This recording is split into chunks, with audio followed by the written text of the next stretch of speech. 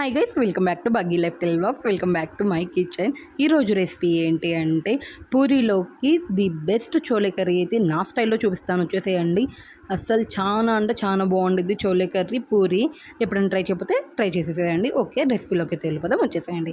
First అయితే 1 medium size onion, అంతే 1 medium size tomato, పచ్చిమిర్చి మన కారానికి తగ్గట్టు వేసేసుకొని మిక్సీ వేసుకుందాము. అంతే ఒక హాఫ్ చిప్ప కొబ్బరి కూడా వేసుకొని మిక్సీ వేసేసుకుందాం అనమాట. ఇప్పుడు బాండీలో బిర్యానీ స్పైసెస్ అన్నీ వేసుకోవాలి. అంటే బిర్యానీ ఆకు, షాజీరా, లవంగాలు, యాలుక్కాయలు వేసుకొని మంచిగా ఫ్రై చేసుకోవాలి.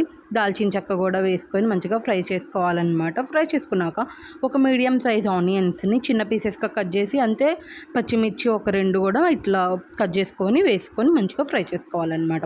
ఫ్రై చేసుకున్నాక అంతే కొంచెం పసుపు, 2 టేబుల్ స్పూన్స్ అల్లం పేస్ట్ వేసుకొని అల్లం పేస్ట్ మంచిగా పచ్చివాసన పోయేదాకా ఫ్రై చేసుకోవాలి.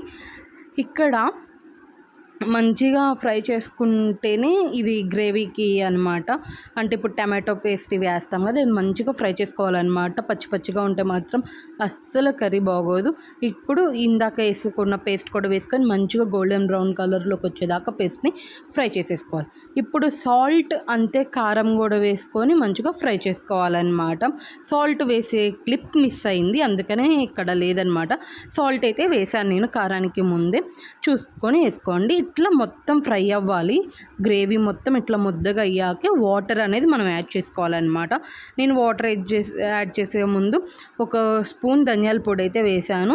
అది వేసేసుకొని ఇంకా వాటర్ యాడ్ చేసుకున్నాక ఇట్లా వాటర్ మొత్తం పొంగు వచ్చేసాక మనకి ఎన్ని చోలే కావాలో అవి ఆల్రెడీ నానబెట్టుకొని నైట్ అంతా ఉడకబెట్టేసుకున్నాము ముందే. ఆ చోలేని వేసేసుకొని మంచిగా ఫ్రై చేసుకోవాలంటే ఆ గ్రేవీ అనేది కొంచెం దగ్గరకు వచ్చేదాకా ఉంచుకోవాలంటే మనకి ఎంత గ్రేవీ కావాలో అంత గ్రేవీ వచ్చేదాకా మంచిగా ఉడికించుకోవాలి. ఇంకేముంది, లాస్ట్ అండ్ ఫైనల్గా కొత్తిమీర దించేసుకోవడమే. కొత్తిమీర వేసుకొని దించేసేయడం అనమాట. కర్రీ వేడి పూరీలోకైనా చపాతీలోకైనా దేంట్లోకైనా చాలా అంటే చాలా బాగుంటుంది. ఒకసారి ట్రై చేయండి మీరు కూడా.